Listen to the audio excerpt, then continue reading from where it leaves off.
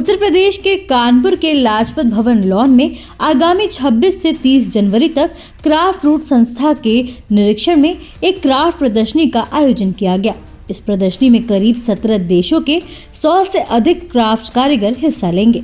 उत्तर प्रदेश की राज्यपाल आनंदीबेन पटेल की बेटी और संस्था प्रमुख अनारबेन पटेल ने एक पत्रकार वार्ता के दौरान क्या कुछ कहा, आइए आपको सुनाते हैं।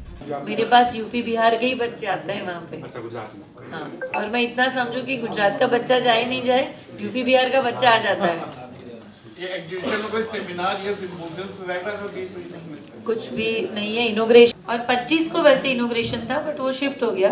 तब मैम आने वाली थी, बट 25 को साहब पीएम साहब का बुलंदशहर में कार्यक्रम है, तो उनको जाना होगा, तो वो 27 को आ रहे हैं। मेरी टीचर भी रही है स्कूल में, तो मैं तो उन्हीं से सीखी हूँ जो सीखी हूँ वो। और ये जो संस्था है ग्रामश्री, वो भी उन्होंने ही चालू करी थी, बट फिर वो पॉलिटिक्स में चले गए, तो ये संस्था मैंने बड़ी करी। तो वो तो ये संस्था से जुड़ी हुई है। जो एजुकेशन के साथ इंटरवेन होना चाहिए क्राफ्ट का, वो भी बहुत ध्यान रख रही है कि यूनिवर्सिटी तक भी क्राफ्ट को पहुंचना चाहिए, क्योंकि आजकल हाथों के काम को सब भूल गए, खाली ब्रेन को हम ट्रेन करते हैं, हैंड्स को नहीं। तो ये बहुत इंपॉर्टेंट है कि 3H को भी कल्टिवेट हो। तो मम्मी को देख के ही तो हम लोग बड़े हुए हैं कि यही है जो एरिया है जहाँ पे अपलिफ्टमेंट की जरूरत है, और वहीं पे आपको काम करना चाहिए। तो उन्हीं के प्रोत्साहन से तो मैं इतना काम कर पा रही हूँ। जैसा कि आपने सुना, संस्था प्रमुख अनारबेन पटेल ने बताया कि संस्था का उद्देश्य है कि क्राफ्ट के प्रति लोगों में रुचि बढ़े, जागरूकता बढ़े। इसके साथ ही गांव कस्बे से जुड़े हुए कारीगरों को मुख्य धारा से जोड़ा जाए। उन्होंने कहा कि प्रदर्शनी को कानपुर में करने का उद्देश्य है कि यहाँ एक बड़ा लेडर हब ऑलरेडी चल रहा है। यहाँ की जनता भी क्राफ्ट के प्रति अपनी रुचि रखती है, इसलिए कानपुर आना हम खास समझते हैं। इस प्रदर्शनी का जायजा लेने पहुंचे सहारा समय संवाददाता अनुराग श्रीवास्तव। आइए देखें सहारा समय संवाददाता अनुराग श्रीवास्तव की खास रिपोर्ट। क्राफ्ट की दुनिया में कहीं ना कहीं एक जो कमी देखी जा रही थी, लोगों में उनका जो रुझान कम था, उसको पूरा करने के लिए अब क्राफ्ट रूट एक संस्था है जो कि महामहिम राज्यपाल की जो सुपुत्री हैं उनके द्वारा ये लगातार संचालित की जा रही है। अनारबेन पटेल जी आज हमारे साथ मौजूद हैं। क्या आखिरकार कानपुर से इस क्राफ्ट को शुरू करने का उद्देश्य है और क्या कुछ खास है इसमें, इस पर बात करने के लिए स्वयं हमारे साथ अनारबेन पटेल जी हैं। मैम, सबसे पहले सहारा समय पर आपका बहुत बहुत स्वागत है। इस एग्जीबिशन का एक क्या प्रमुख उद्देश्य है और इससे क्या क्या लाभ होने वाले हैं, कानपुर वासियों को क्या कुछ नया मिलने वाला है इस एग्जीबिशन पर, इस पर थोड़ा सा जी। कानपुर में हम पहली बार आए हैं और करीबन 80 से ज़्यादा क्राफ्ट को लेके आए हैं। और मैं समझती हूँ कि हर ऐसा मटेरियल है जिनके साथ हम लोग काम करें, जैसे वुड है, मेटल है, स्टोन है, लेदर है, और हर टाइप के यान है। जो नया है, मैं ऐसा मानती हूँ कि शायद लोगों को जो नहीं पता है वो है जैसे बनाना फाइबर है। जैसे हम लोग केले खाते हैं और फिर केले का छिलका फेंक देते हैं, और फिर केला 5 साल तक उगता है, फिर उसका जो ट्री होता है ना, उसको फेंक दिया जाता है, उसमें से ही ये यान बनते हैं। तो ऐसे बनाना यान है, ऐसे बाम्बू यान है, तो ऐसे अलग अलग प्रकार के नेचुरल यान की प्रोडक्ट भी लेके हम लोग आए हैं। एक ऐसी रेयर टेक्निक से, जैसे मशरू क्राफ्ट है या पटोला क्राफ्ट है, ये ऐसी रेयर टेक्निक से जहाँ पे मुझे लगता है कि उसको बनाने में बहुत टाइम लग जाता है।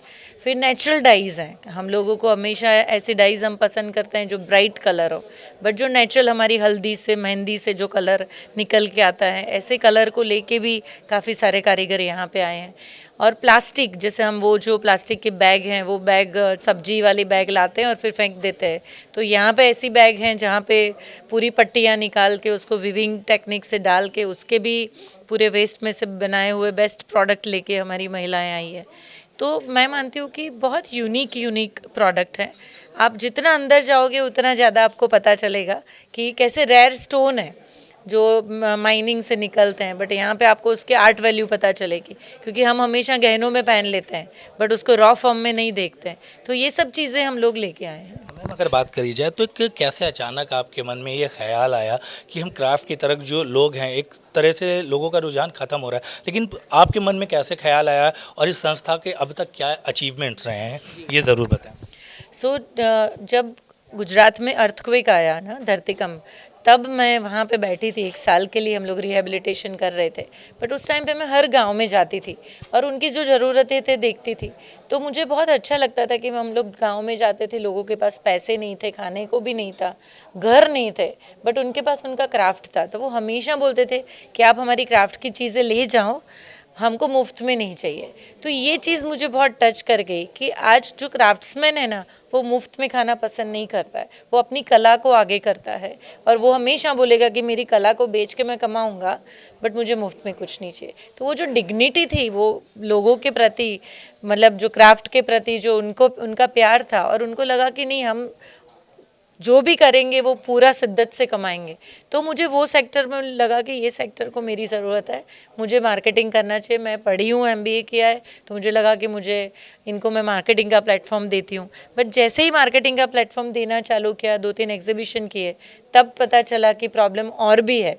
जैसे उनके नए डिज़ाइंस नहीं है, प्रोडक्ट डेवलपमेंट पता नहीं है, रॉ मटेरियल कहाँ से लाना, क्वालिटी का इश्यूज़, कॉस्टिंग उनका है, पैकेजिंग कैसे करना है, सिटी को लोगों को क्या चाहिए, गांव के लोगों को क्या चाहिए।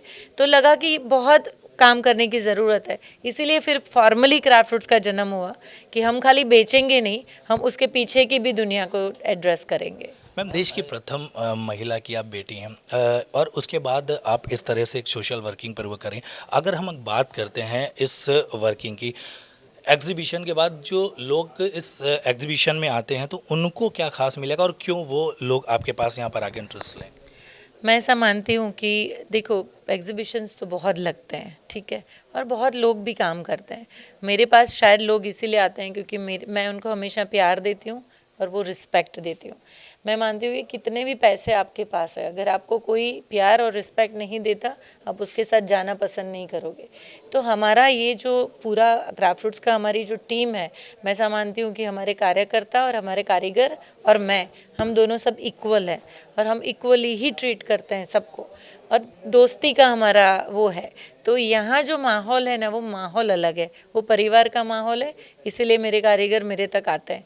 बेचना और जाना वो तो कोई भी कर लेगा, पैसा तो कोई भी अपनी मेहनत से कमा लेता है, बट एक परिवार बनता है ना, वही लंबा चलता है।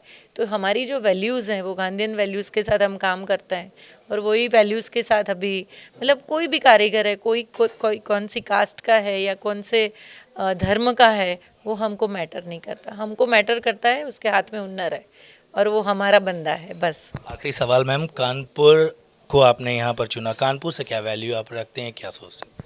मैं कानपुर को समझती हूँ कि कानपुर में वो समझने की क्षमता है, क्योंकि यहाँ पे लेदर का इतना बड़ा काम हो रहा है, यहाँ पे हाथों से काम करने वाले हज़ारों लोग हैं और वो अपने हुनर को समझते हैं।